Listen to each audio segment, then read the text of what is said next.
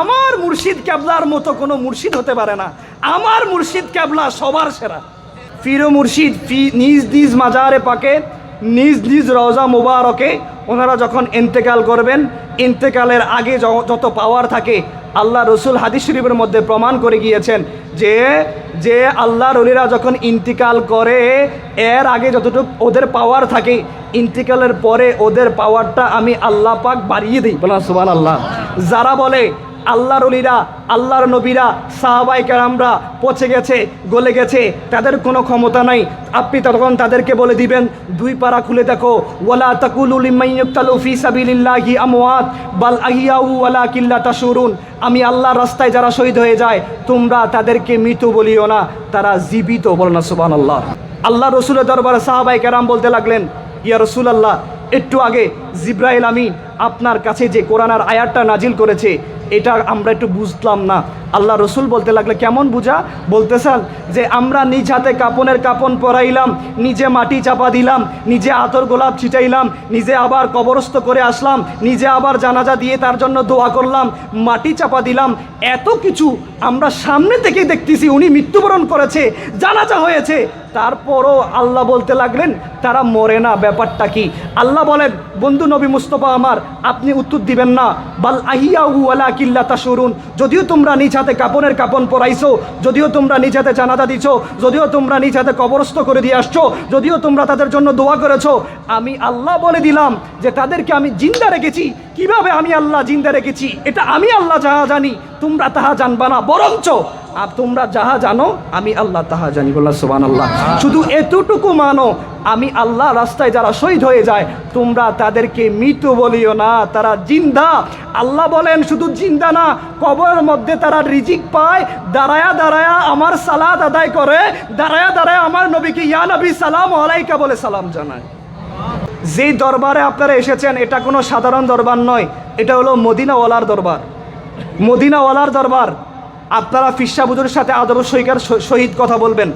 অনেক মুরিদানকে আমি দেখেছি, আপনারা মাইন্ড করবেন না, এটা আমার বলা গুরুত্বপূর্ণ একটা বিষয়, কারণ আমিই তো বলবো।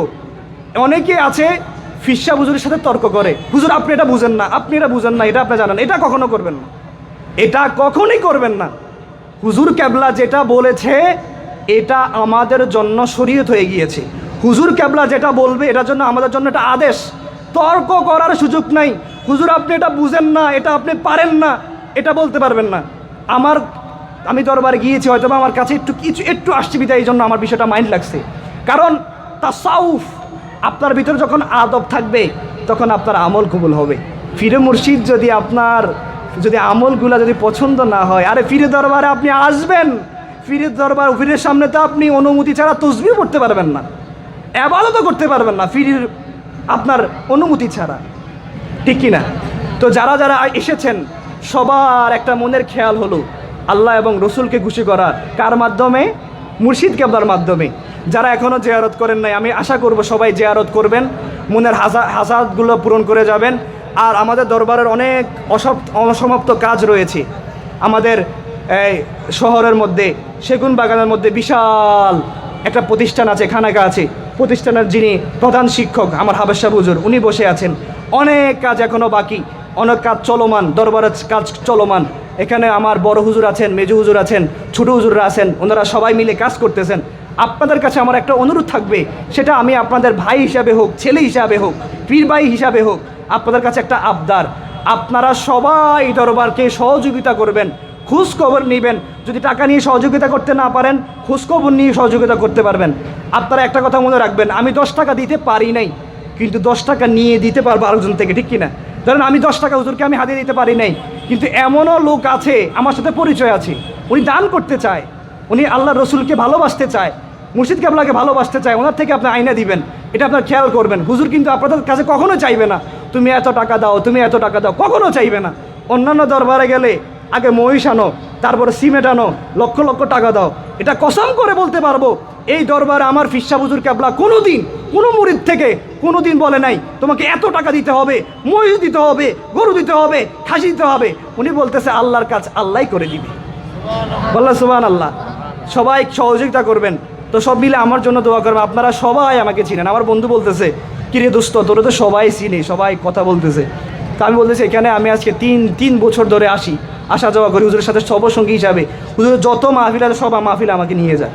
তো আমারকে নতুন করে আপনারা কেউ চিনাইতে হবে না। আমি ছোট মানুষ, অনেক যুবক ভাইয়েরা আছেন, আমার বড় ভাই আছেন, ছোট ভাইয়েরা আছেন, সবাই আমার কথা যদি স্লিপিং টার্ন হয়, কথা যদি এদিক সেদিক হয়, আপনার যদি বুঝতে যদি সমস্যা হয়, আমি স্টেজে নামলে আমাকে বলবেন, আমি কথাটা আবার রিপ্লাই করে আপনাদেরকে বলবো।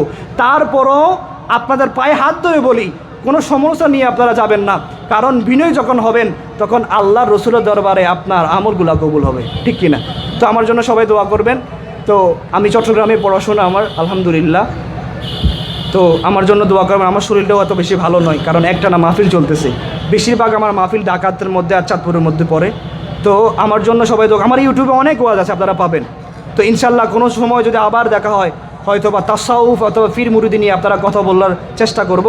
আমাকে যে বিষয় দিয়েছে এই বিষয়গুলোর উপরে আমি হালকা টাচ করতে পেরেছি। ইনশাল্লাহ যদি আবার সুযোগ হয় আগামী বছরও ইনশাল্লাহ আপনারা যদি হয়াতে বেঁচে রাখে তাহলে দেখা হবে।